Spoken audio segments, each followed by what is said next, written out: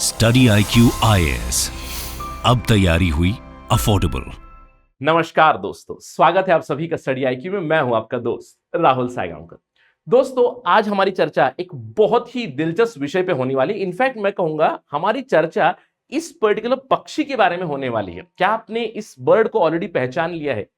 This is the great Indian bustard. आज हमारी discussion इसी पे होने वाली है। ग्रेट इंडियन बस्टर्ड के बारे में कई सारे लोकल नामों से जाना जाता है। ये हुकना हो गया, हुम हो गया, गुराइन हो गया, गोदावन हो गया, अलग अलग नामों से ये जाना जाता है। आई एम क्वाइट श्योर कि आपने इसका नाम जरूर सुना है, स्पेशली अगर आप राजस्थान या फिर गुजरात से हैं। You must have heard about this, you must have seen it also. अब सवाल ये उठता है कि सर, हमारी इस पर्टिकुलर बर्ड के बारे में डिस्कशन क्यों चल रही है? क्योंकि हाल ही में एक बहुत ही इंटरेस्टिंग डेवलपमेंट हुई है, जहां पे सुप्रीम कोर्ट ने सवाल किया है केंद्र सरकार से कि क्या ग्रेट इंडियन बस्टर्ड को बचाने के लिए प्रोजेक्ट ग्रेट इंडियन बस्टर्ड आएगा क्या, वेरी सिमिलर टू और ऑन द लाइंस ऑफ, मैं कहूंगा, प्रोजेक्ट टाइगर। हम लोग जानते हैं कि एनवायरमेंटल प्रोटेक्शन के दृष्टिकोण से प्रोजेक्ट टाइगर कई सालों से चल रहा है, which has been quite successful, जिसकी वजह से टाइगर्स के नंबर्स बड़े हैं।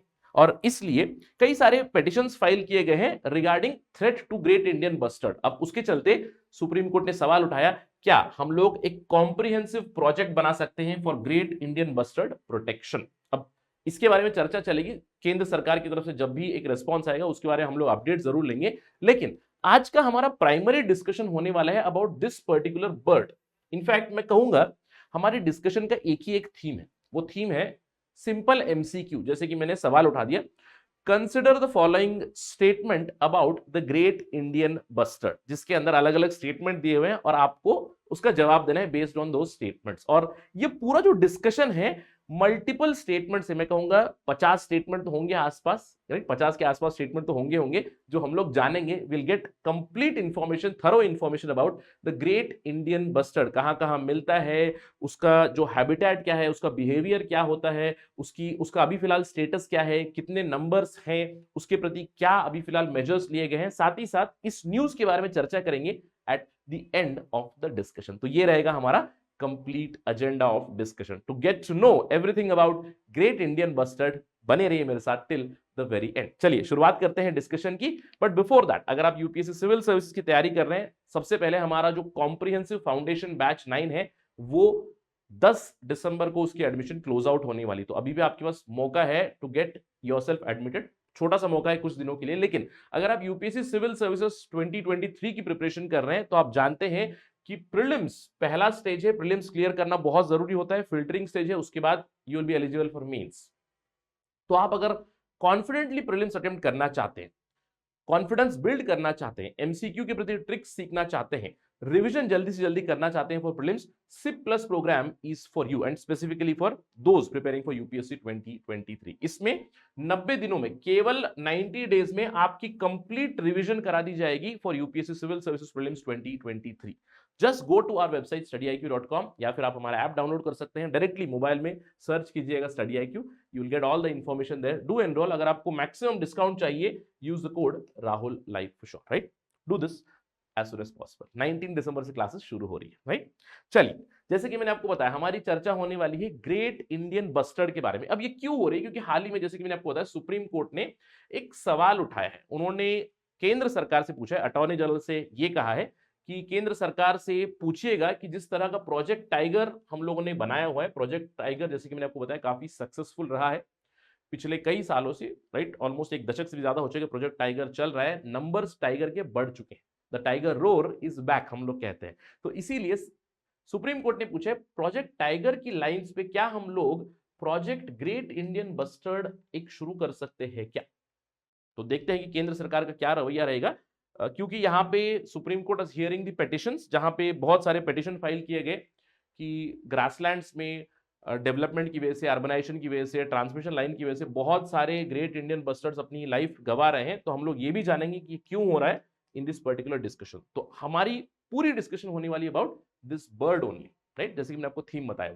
तो चलिए इस बर्ड के बारे में सारी जानकारी लेते हैं, क्योंकि सवाल अलग अलग लाइंस पे बनते हैं, उनकी लोकेशन पे बन सकते हैं, उनके हैबिटेट पे बन सकते हैं, उनको क्या खतरा है इस पे बन सकते हैं, उनके उनके बिहेवियर पे बन सकते हैं। कई बार इस पे भी सवाल बने हुए, जैसे एलिफेंट के ऊपर हम लोगों ने पहले सवाल देखे थे कि एलिफेंट के बिहेवियर के ऊपर, क्या वो ग्रुप में होते हैं, क्या वो इंडिविजुअल्स होते हैं, इस तरह के भी सवाल आ चुके हैं, राइट। तो चलिए जानते हैं ग्रेट इंडियन बस्टर्ड के बारे में। देखिए ये है ग्रेट इंडियन बस्टर्ड। सबसे पहले तो इसको कंफ्यूज नहीं करना है विथ ऑस्ट्रिच। ऑस्ट्रिच जो बहुत बड़ा एक बर्ड होता है, ऑस्ट्रिच मोस्टली फ्लाइटलेस होता है, ऑस्ट्रिच को हिंदी में कहते हैं शुतुरमुर्ग, राइट। शुतुरमुर्ग, शुतुरमुर्ग की तरह ही दिखता है, लेकिन शुतुरमुर्ग से थोड़ा सा छोटा जरूर है। तो ग्रेट इंडियन बस्टर्ड है क्या? सबसे पहले आपको जानना है कि it is a mostly terrestrial bird, right. इसके टैक्सोनॉमिक नेम है आर्डियोटिस निग्रिसेप्स, इसको कहते हैं Ardeotis nigriceps. It is mostly terrestrial bird. तो सबसे पहला आपका पिटफॉल होगा एमसीक्यू के दृष्टिकोण से, अगर मैंने एक सवाल बना दिया consider the following statements about the great Indian bustard, और मैंने उसमें एक स्टेटमेंट दे दिया कि great Indian bustard is a flightless bird या फिर it is a territorial bird.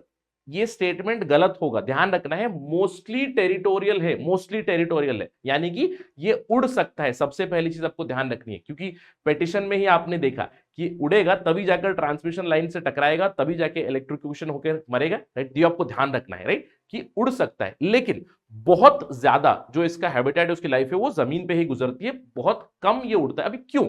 Of course यार, इतना हैवी है, मतलब इतना हैवी बर्ड होगा तो इसकी जो फ्लाइट होगी, फ्लाइट टाइम काफी कम होता है, ये आपको ध्यान रखना है। इसके अलावा ये मिलता कहां है? प्रेडोमिनेटली ग्रेट इंडियन बस्टर्ड, स्पेसिफिकली ये जो वैरायटी है आर्डियोटिस निग्रिसेप्स, ये आपको इंडिया में मिलता है और एडजॉइनिंग पाकिस्तान रीजन में, मोस्टली राजस्थान के आसपास जो भी एडजॉइनिंग रीजन है पाकिस्तान का, वहां पे मिलता है। जैसे कि मैंने आपको बताया, एक बड़ा बर्ड है जिसके लंबे पैर हैं, लंबे पैर है, काफी हाइटेड बर्ड भी है, very similar to ostrich. In fact it is one of the heaviest bird which can fly, ये आपको ध्यान रखना है। तो सबसे पहले चीज, ये उड़ सकता है, ठीक है। इसके अलावा इसकी एक डिस्टिंक्ट फीचर है, आप देख सकते हो यहां पे लॉन्ग नेक है और इसके हेड पे आपको एक ब्राउन क्राउन मिलता है, यानी कि सर पे ब्राउन क्राउन, उसके सर पे ब्राउनिश फेदर्स होते हैं। That's the distinguishing feature of the great Indian bustard, right. इसके अलावा अगर हम लोग बस्टर्ड की बात करें, जैसे कि मैंने बताया, सबसे पहले लंबा है, लॉन्ग बेयर लेग्स होते हैं इसके, लॉन्ग नेक भी है और काफी हेवी भी होता है।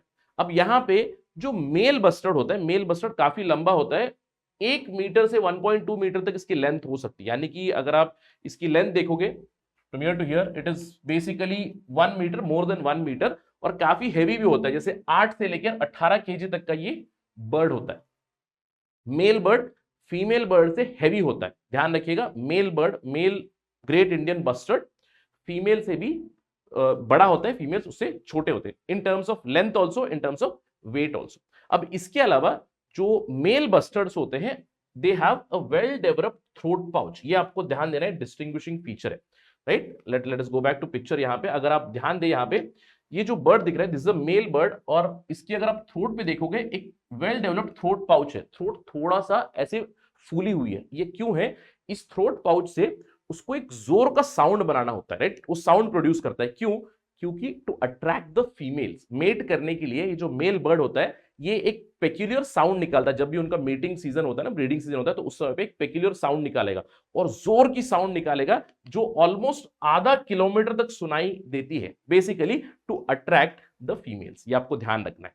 और कई बार ये जो मेल बर्ड्स होते हैं, इनका जो ये थ्रोट पाउच है, कई बार this throat pouch can even dangle, heavy अगर हो जाएगा, it can even dangle till here, right. ये आपको ध्यान रखना है, राइट, वेरी इंपॉर्टेंट। इसके अलावा जो बस्टर्ड्स होते हैं, ग्रेट इंडियन बस्टर्ड्स, वो फ्लॉक में घूमते हैं। फ्लॉक में कई बार ऐसा होता है कि जो मेल बर्ड होता है वो लोनर भी होता है, एकांगी भी होता है, अकेला भी घूमता है, लेकिन इन जनरल फ्लॉक्स में घूमते हैं। और फीमेल के फ्लॉक्स बड़े होते हैं, मेल के फ्लॉक्स थोड़े से छोटे होते हैं। Generally the male flocks are smaller than the female flocks, और male can also roam around alone, ठीक है। ये आपको ध्यान रखना। इसके अलावा इनका जो ब्रीडिंग सीजन है, इनका जो ब्रीडिंग है, मेटिंग का जो ये प्रोसेस है, काफी पेक्यूलियर है, right. They have a very fantastic courtship display. अब होता क्या है, देखिए, great Indian bustard normally breed करते हैं मार्च से लेके सितंबर के बीच, राइट। और जब भी ब्रीडिंग का सीजन आता है, तो मेल्स सीक आउट फीमेल, जो मेल बस्टर्ड होता है वो फीमेल्स को सीक आउट करते हैं, right, to attract females to mate, right, basically to copulate. अब यहाँ पे जो मेल बर्ड है, आप देख सकते हो यहाँ पे मेल बर्ड का सबसे पहले तो थ्रोट पाउच होता है जिससे वो आवाज करता है, जोर जोर की आवाज करता है। और मेटिंग के सीजन में उसके जो पंख होते हैं वो एकदम ऐसे ऐसे खड़े हो जाते हैं, जैसे कि जैसे normally it it has become very active यहाँ पे, और कंटिन्यूअसली साउंड करता रहता है। ये कहा जाता है कि जब ये फीमेल को अट्रैक्ट करने की कोशिश करता है तो कई बार 100 बार आवाजें देता है, 3 से 4 घंटे तक वो अट्रैक्शन का जो प्रोसेस है वो चलता रहता है। और उसमें कई बार दूसरे जो मेल बस्टर्ड होते हैं उनके साथ लड़ाइयां भी होती है।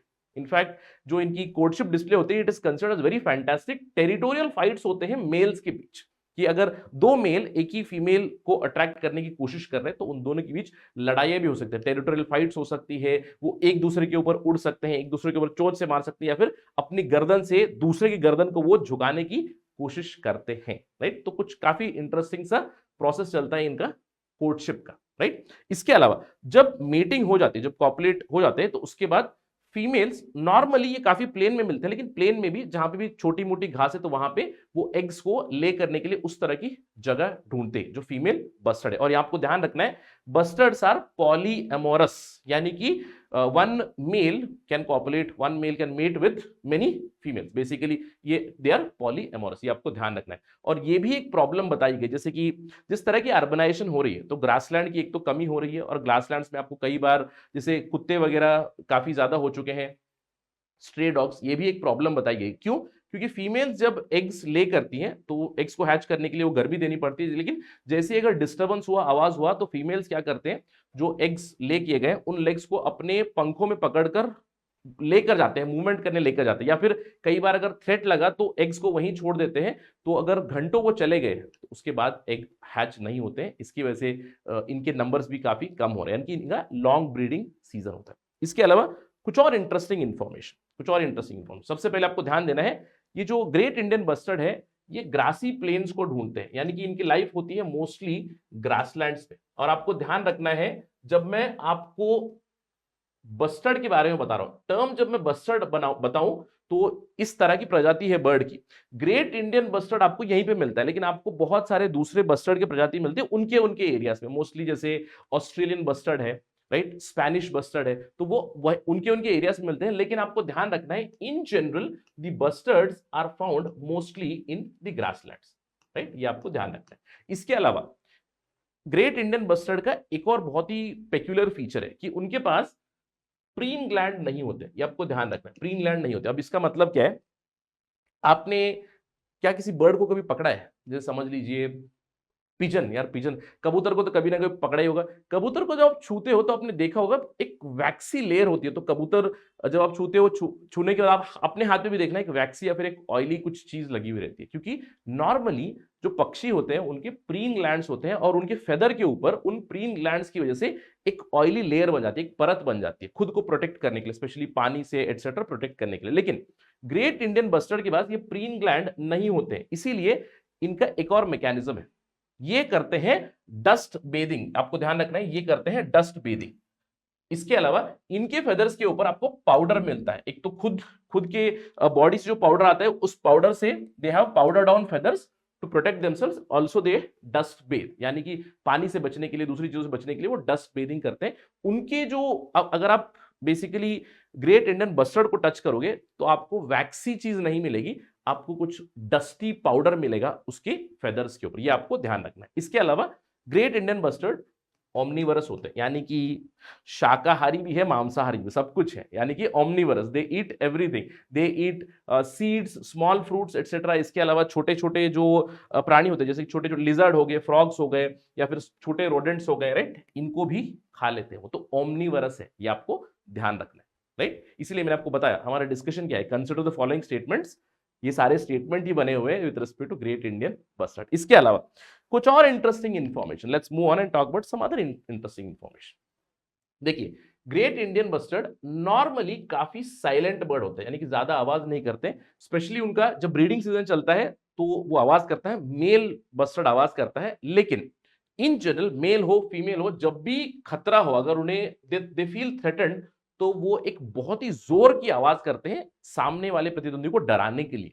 उसको उस आवाज को कहते हैं हुक। इसीलिए कई बार आपने नाम सुना होगा हुकना। जैसे आप देख सकते हो यहाँ पे एक स्टैम्प पोस्ट भी रिलीज किया गया था भारत का, ग्रेट इंडियन बस्टर्ड हुकना, राइट। तो हुकना भी कहा जाता है इसको, या फिर इसके दूसरे कुछ नाम है जैसे कि गगनभेर कहा जाता है, महाराष्ट्र में इसको हूम कहा जाता है, गोदावन कहा जाता है, बुराइन हो, या फिर खरचल। ये जो खरचल नाम है काफी इंटरेस्टिंग है। इनफैक्ट इसका एक छोटा सा रेफरेंस ये है कि बाबर बाबर के अपेरेंटली बाबर के राइटिंग्स में या फिर बाबर से रिलेटेड राइटिंग्स में बाबर ने बताया कि kharchal kharchal is apparently a very tasty bird, right. यानी कि इसका जो मांस होता है, इसका जो मीट होता है काफी टेस्टी होता है, ये बताया था बाबर ने अपेरेंटली। इसके अलावा इसके बारे में आपको कई सारा लिटरेचर मिलेगा, स्पेशली जब नंबर्स इंडिया में बहुत ज्यादा थे। देखिए आजकल तो काफी नंबर्स कम हो चुके हैं, will talk about the numbers in some time, क्योंकि फ्यू हंड्रेड्स में ही बच चुका है, लाइक 100 के ऊपर ही नंबर्स बचे हुए हैं। लेकिन एक समय था जब हजारों से ऊपर इनकी पॉपुलेशन थी, राइट। तो ब्रिटिश के बहुत सारे राइटिंग्स में, ब्रिटिश के ऑफिसर्स के जर्नल्स में इनके बारे में एक मेंशन जरूर हुआ है। खरचल के बारे में मेंशन है, हुकना या फिर खरचल जो कहते हैं उनके बारे में मेंशन है। उनका हंटिंग हुआ करता था। These were basically game birds. Game bird मतलब हंटिंग के लिए आप जाओगे, अपनी बंदूक लेकर जाओगे, हंट करोगे इन बर्ड्स को, क्योंकि ये ज्यादा देर उड़ नहीं पाते हैं, तो मोस्टली टेरेस्ट्रियल होते हैं, तो निशाना आप लगा सकते हो और शूटिंग कर सकते हो। इनफैक्ट जो ऑस्ट्रेलियन बस्टर्ड है, ऑस्ट्रेलिया में जो मिलते हैं, ऑस्ट्रेलिया के ग्रासलैंड्स में, ऑस्ट्रेलिया में क्या मिलता है, downs, right. In Australian downs you do find Australian bustard. वहां पे वो अभी भी एक गेम बर्ड है, यानी कि हंटिंग बर्ड है। इसके अलावा आपको ध्यान रखना है, ग्रेट इंडियन बस्टर्ड राजस्थान का स्टेट बर्ड है। इस पर्टिकुलर इंफॉर्मेशन को कभी नहीं भूलना है। अगर मैं एक स्टेटमेंट दे दूं, great Indian bustard is national bird of India, ये गलत स्टेटमेंट होगा, लेकिन it was very close to becoming a national bird. जब नेशनल बर्ड अनाउंस करने वाले थे, उसके लिए एक लिस्ट बनी हुई थी पोटेंशियल कैंडिडेट्स, उसमें रिनोन्ड ऑर्निथोलॉजिस्ट जो थे सलीम अली। इनफैक्ट आप मुझे बताइएगा, Salim Ali institute of ornithology कहां पे है? It is a very well known institute connected to birds. Salim Ali जो ऑर्निथोलॉजिस्ट थे, इन्होंने सजेस्ट किया था, उन्होंने रेकमेंड किया था ग्रेट इंडियन बस्टर्ड को नेशनल बर्ड घोषित करे। It was very close to becoming national bird, but eventually the peacock, या फिर मैं कहूंगा peafowl, right, peacock pea n peafowl, it pipped the great Indian bustard, और अभी हमारा नेशनल बर्ड है पीकॉक, हम सभी ये लोग जानते हैं, ठीक है। ये इंफॉर्मेशन थी ग्रेट इंडियन बस्टर्ड के बारे में। अब सवाल उठता है, सर ये कहाँ मिलते हैं? मैंने समझ लिया कि ग्रासलैंड में मिलते हैं, तो कहाँ मिलते हैं? देखिए, अगर हम लोग हिस्टोरिकली बात करें, 10 से भी ज्यादा राज्यों में ये पाए गए थे historically. This was the distribution. आप यहाँ पे देख सकते हो, आपको साउथ में कर्नाटका में, महाराष्ट्र में, मध्य प्रदेश में, राइट, उत्तर प्रदेश की तरफ भी आपको मिलेंगे। लेकिन प्रिडोमिनेटली अभी फिलहाल ये जो राउंड सर्कल बना है, यहाँ पे मैं कहूंगा राजस्थान और गुजरात में प्रिडोमिनेटली ये पाए जाते हैं ज्यादा स्तर पे, राइट। तो हिस्टोरिकली बहुत सारे राज्यों में थे, लेकिन आज मोस्टली आपको गुजरात, राजस्थान और कुछ नंबर सिंगल डिजिट में आपको तेलंगाना, आंध्रा में और महाराष्ट्र, कर्नाटका में मिलेंगे। जैसे कर्नाटका में राणेबेन्नूर जो बर्ड सैंक्चुरी है, राणेबेन्नूर में, वहां पे कुछ है ग्रेट इंडियन बस्टर्ड, वहां पे कुछ नंबर्स है। लेकिन ओवरऑल पूरे हमारे देश में कितने ग्रेट इंडियन बस्टर्ड है? ये कहा जाता है 150 के आसपास उनका पॉपुलेशन है, ओनली 150, राइट, अराउंड 150, जिसमें से मैक्सिमम 128 बर्ड्स आपको मिलेंगे राजस्थान में। ये नंबर्स है ग्रेट इंडियन बस्टर्ड के। जो मैंने आपको बताया, पहले एक समय था जब हजारों की तादाद में ये बर्ड्स थे, लेकिन अभी केवल 150 के आसपास ये बर्ड्स बचे हुए, मेजॉरिटी आपको राजस्थान में मिलेंगे, right. That's the basic distribution. अब आप सोच रहे होंगे, सर आपने बताया एक समय था इनका बहुत ज्यादा, इनका जो हैबिटेट था काफी स्प्रेड था, अलग अलग जो भी ग्रासलैंड एरियाज में, not in the forested areas but grassland areas में आपको मिलेंगे यहाँ पे। तो अभी क्या हुआ है, राइट, अभी क्या हुआ? अभी इनकी स्थिति है कि they are in the category of critically endangered. IUCN ने इन्हें घोषित कर दिया है कि ये क्रिटिकली एंडेंजर्ड है, तो इसीलिए बहुत जरूरी इंफॉर्मेशन भी आपके लिए बनती है। जैसे मैंने आपको बताया, consider the following statements about great Indian bustard. It is endangered, no, it is critically endangered, it is not vulnerable, it is critically endangered, यानी कि अगला उनका होगा एक्सटिंक्ट इन द वाइल्ड ही, इतने ज्यादा थ्रेटेंड है। और आप जानते हैं कि जो आईयूसीएन का, international union for conservation of nature का जो रेड लिस्ट आता है, उनका जो रेड डेटा बुक है, उसमें उनका जो क्राइटेरिया है, 5 क्राइटेरिया है, ABCDE क्राइटेरिया। ऑल्दो ध्यान रखने की जरूरत नहीं है, लेकिन यहाँ पे पॉपुलेशन रिड्यूस होनी चाहिए, यानी कि पिछले 10 सालों में 90% से भी ज्यादा पॉपुलेशन डिक्रीज होनी चाहिए। इस क्राइटेरिया में भी पास होता है ग्रेट इंडियन बस्टर्ड। इसके अलावा बहुत ही छोटी पॉपुलेशन होनी चाहिए, ऑफ कोर्स यहाँ पे 250 से कम पॉपुलेशन होनी चाहिए। आप देख चुके हो नंबर इनके 150 के आसपास है, काफी रेस्ट्रिक्टेड एरिया में भी है, तो सी डी और ई भी हो जाता है। बेसिकली ये जो A B C D E में जो क्राइटेरिया है, एक या फिर दूसरा क्राइटेरिया पास हो जाए तो क्रिटिकली एंडेंजर होना चाहिए, लेकिन ग्रेट इंडियन बस्टर्ड ऑलमोस्ट सभी क्राइटेरिया में बहुत ही ज्यादा क्रिटिकल पोजीशन में है। अगर इनकी कंजर्वेशन नहीं होगी, जो भी नंबर्स इनके बचे हुए, अगर एक भी डेथ होगी, then they will be moving towards extinction in the wild category. ये आपको ये ध्यान रखना है, ठीक है। अब आपके दिमाग में सवाल आ रहा होगा, सर ये तो क्रिटिकली एंडेंजर्ड आपने बता दिया, नंबर भी काफी कम आपने बता दिया, लेकिन ऐसा हो क्यों रहा है?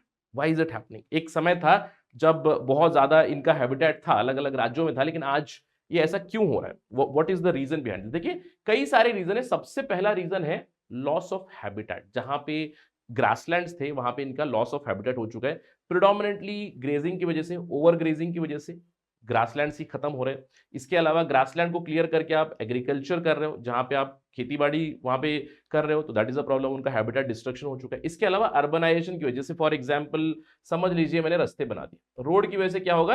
हैबिटेट फ्रेगमेंटेशन हो जाएगी, जो बड़ा एरिया था हैबिटेट का वो कट जाएगा दो एरियाज में, धीरे धीरे इस तरह की प्रॉब्लम हो रही है, लॉस ऑफ हैबिटेट।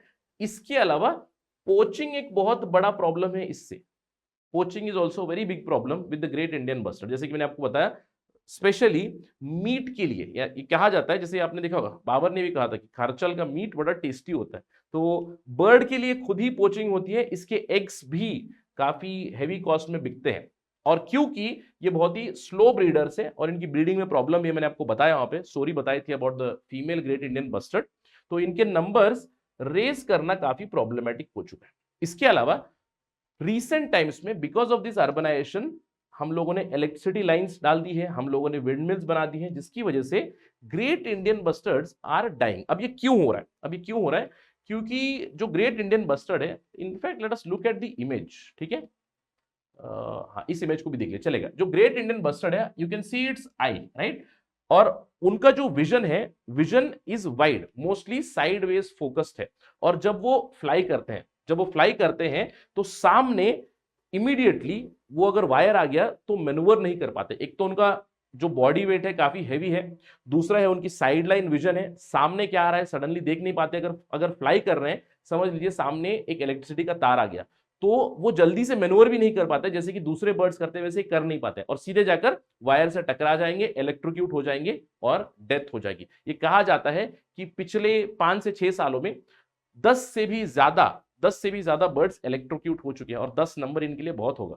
150 पॉपुलेशन में 10 बर्ड्स बहुत ज्यादा हो जाएंगे, राइट। इसके अलावा विंडमिल्स के साथ भी हो चुकी है प्रॉब्लम, विंडमिल से टकरा के भी डेथ हो चुकी है, इलेक्ट्रिसिटी लाइन से टकरा के भी इनकी डेथ हो चुकी है। इसके अलावा कुछ और भी रीजंस बताएं, जैसे कुछ बर्ड्स क्रॉस बॉर्डर, यानी कि स्पेशली अगर पाकिस्तान में चले जाएंगे तो वहां पे प्रोटेक्शन नॉर्म्स उतने स्ट्रांग नहीं है जितने इंडिया में है, इसकी वजह से प्रॉब्लम होती है। Apart from that, specially Karnataka और महाराष्ट्र, आंध्रा, तेलंगाना में यूकेलिप्टस प्लांटेशन जो की गई थी, जो पुराने समय में, यूकेलिप्टस मतलब जो नीलगिरी का पेड़ होता है, जिसका नीलगिरी का तेल निकलता है जिससे, और ये काफी इन्वेजिव स्पीशीज है। सबसे पहले तो हमारी प्रजाति नहीं है, बाहर से देश से लाई हुई है, और इसके रूट्स बहुत अंदर तक जाते हैं। जिस एरिया में भी ये जाते हैं, सबसे पहले अपने नंबर बढ़ाएंगे, वहां का पानी भी खत्म कर देंगे, और इसकी वजह से ग्रासलैंड डिग्रेडेशन हुआ है। Eucalyptus plantation specially in 1950s and 60s जो हुआ है, उसकी वजह से भी कुछ एरियाज में प्रॉब्लम हुई है to the population of great Indian bustard. इसके अलावा कई सारे एक्सपर्ट्स ने वार्न किया है लेटेस्ट टाइम में पेस्टिसाइड कंटामिनेशन की वजह से, साथ ही साथ स्ट्रे डॉग्स की वजह से, फ्री रेंजिंग डॉग्स की वजह से भी खतरा हो रहा है to the great Indian bustard. तो ये सारी है प्रॉब्लम जिसकी वजह से इनके नंबर्स डिक्लाइन हो रहे हैं। और अभी मैंने आपको बताया critically endangered, remember critically endangered position में ये लोग पहुंच चुके हैं, 150 के आसपास इनकी पॉपुलेशन है। अब आपके दिमाग में सवाल आ रहा होगा, सर आपने तो काफी अलार्मिंग पिक्चर यहां पे दिखा दी, क्या सरकार कुछ कर नहीं रही है? देखिए कई सारे प्रोविजंस आ चुके हैं, जैसे कि सबसे पहले क्रिटिकली एंडेंजर्ड में घोषित कर दिया है, इसके प्रति अवेयरनेस आ चुकी है, और स्पेशली ट्राइब्स है, जैसे मैं उदाहरण दे सकता हूं भिल ट्राइब्स का, राइट। जो भिल ट्राइब थे, हिल ट्राइब में काफी ज्यादा एक प्रैक्टिस थी पहले, अभी भी ये कुछ कुछ जगह पे होता है, लेकिन काफी ज्यादा प्रैक्टिस थी पहले, जहां पे ये फीमेल बस्टर्ड्स को कैप्चर किया करते थे। फीमेल बस्टर्ड बेसिकली एग्स को भी वो कैप्चर किया करते थे, तो जिसकी वजह से इनकी पॉपुलेशन को इफेक्ट हो रहा था, लेकिन धीरे धीरे कम हुआ है। क्रिटिकली एंडेंजर्ड के प्रति अवेयरनेस आ चुका है। इसके अलावा साइट्स में जो कन्वेंशन है जिसके प्रति एंडेंजर्ड स्पीशीज का ट्रेड रोकना है, उसके अपेंडिक्स 1 में आता है। कन्वेंशन ऑन माइग्रेटरी स्पीशीज के अपेंडिक्स 1 में आता है, यानी कि आपको हर जगह पे देयर इज हाईएस्ट प्रोटेक्शन। इसके अलावा वाइल्ड लाइफ प्रोटेक्शन एक्ट के शेड्यूल 1 में आता है हाईएस्ट प्रोटेक्शन। सरकार की तरफ से भी कई सारी चीजें आई है, जैसे कि केंद्र सरकार का सेंट्रली स्पॉन्सर्ड एक प्रोग्राम था, national bustard recovery programme. Desert national park जो है राजस्थान में, प्रेडोमिनेटली जैसलमेर में आता है, तो वहां पे कंजर्वेशन ब्रीडिंग फैसिलिटी बनाई, यानी कि एक कंजर्व ब्रीडिंग फैसिलिटी यहाँ पे बनाई गई है। और ये कहा जाता है कि पिछले कुछ सालों में कई सारे ग्रेट इंडियन बस्टर्ड्स यहाँ पे ब्रीड किए गए हैं, राइट। 6 से 7 रिसेंट टाइम्स में द एग्स डिड हैच। इसके अलावा ग्रेट इंडियन बस्टर्ड प्रोजेक्ट चलता है राजस्थान का। State of Rajasthan is already running great Indian bustard project. Apart from that there are also, जैसे इस पर्टिकुलर हियरिंग में बताया गया कि सरकार क्या कर रही है, क्योंकि पेटिशन में फाइल किया गया कि इलेक्ट्रिसिटी लाइन हो गई या फिर विंडमिल्स हो गए, उससे टकरा कर इलेक्ट्रोक्यूट होकर ग्रेट इंडियन बस्टर्ड्स की डेथ हो रही है। तो यहाँ पे एक आंसर भी आया था कि फायरफ्लाई रिफ्लेक्टर्स लगाए जा रहे हैं ऑन पावर लाइंस। अब ये होते क्या है कि बेसिकली पावर लाइंस के ऊपर एक रिफ्लेक्टर लगाया जिससे कि बर्ड वो चमकेगा, मतलब चमकेगा और बर्ड को पता चलेगा यहाँ पे कुछ है, तो अपनी फ्लाइट पाथ बदलेगा। तो कुछ इस तरह की चीजें भी आई हुई है। डिस्पाइट ऑल दीज एफर्ट्स अभी भी जो ग्रेट इंडियन बस्टर्ड है उसके ऊपर बहुत बड़ा खतरा है। जैसे कि मैं रिपीटेडली आपको बता रहा हूं, ये क्यों? क्योंकि एग्जाम के दृष्टिकोण से remember it is critically endangered category और उसके नंबर काफी कम हो चुके हैं। और इसीलिए सुप्रीम कोर्ट का ऑब्जर्वेशन क्या आया, जो पेटिशन हो रही थी उसमें सुप्रीम कोर्ट ने सवाल उठाया। इनफैक्ट ये मैंने वर्बैटिम यहाँ पे डाला है, काफी इंटरेस्टिंग और फनी चीज मुझे लगी थी यहाँ पे। सुप्रीम कोर्ट ने अटॉर्नी जनरल से सवाल पूछा, Can we not have a focused approach by Environment Ministry involving something like Project Tiger?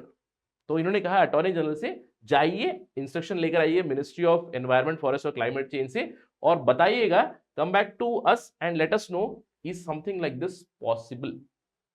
तो देखते हैं कि गवर्नमेंट ऑफ इंडिया या फिर केंद्र सरकार का क्या रवैया रहेगा, लेकिन इस सवाल का जवाब हम लोग कुछ हद तक कहीं ना कहीं एनालाइज जरूर कर सकते हैं। देखिए प्रोजेक्ट टाइगर में हम लोगों ने क्या बनाया, प्रोजेक्ट टाइगर में हम लोगों ने टाइगर रिजर्व्स बनाए। आप जानते हैं टाइगर रिजर्व्स बनाए। अब टाइगर रिजर्व किस कॉन्सेप्ट पे बेस्ड है? टाइगर रिजर्व कॉन्सेप्ट बेस्ड है something called as the core zone, यानी कि एक कोर जोन होगा जहां पे कुछ भी अलाउड नहीं होगा, उसके इर्द गिर्द आपको एक बेसिकली बफर जोन रहेगा। कोर जोन के बाद you will have a buffer zone and then you also have a transition zone, धीरे धीरे जहां पे प्रोटेक्शन लेवल थोड़ा सा कम होती जाएगी। लेकिन the entire tiger reserve concept is based on core zone, जहां पे आपको कंप्लीट जीरो इन्वॉल्वमेंट होगी एक्सेप्ट फॉर R&D, मतलब रिसर्च एंड डेवलपमेंट कोई करना चाहता है, कुछ डेटा कलेक्ट करना चाहता है तो ये कर सकते हैं, राइट। इसके अलावा tiger reserves and project tiger में हम लोगों ने कंटिन्यूसली असेस किया टाइगर सेंसस, टाइगर के नंबर्स को हम लोगों ने कंटिन्यूसली असेस किया। लेकिन यार ये एक लिटरली टेरेस्ट्रियल एनिमल है, यानी कि जो जंगल में आपको मिलेगा। लेकिन जब हम लोग ग्रेट इंडियन बस्टर्ड की बात करते हैं, ध्यान रखिएगा, great Indian bustard can fly और it is also considered as a migratory species. तो अगर माइग्रेशन कर रहा है, जैसे कि मैंने आपको बताया, अगर इंडिया से बॉर्डर क्रॉस करके पाकिस्तान की तरफ चला गया या फिर किसी एक राज्य से दूसरे राज्य पे चला गया, तो what kind of setup should we have? जैसे प्रोजेक्ट टाइगर को रेप्लिकेट तो नहीं कर सकते, let us wait and watch कि क्या होगा। आने वाले समय में ministry of environment, forest and climate change जरूर रिस्पॉन्ड करेगी। तो प्रॉब्ली प्रोजेक्ट टाइगर की तरह नहीं, लेकिन कुछ और प्रोग्राम जरूर डिजाइन होना चाहिए for great Indian bustard. Let's wait and watch कि क्या इसका जवाब आएगा। इसके ऊपर हमारी नजर कंटिन्यूसली रहेगी, जब भी कोई अपडेट आएगा तो let's talk about that, right. With that note, let me and my discussion. Thank you for watching this video. जय हिंद। स्टडी IQ IAS, अब तैयारी हुई अफोर्डेबल।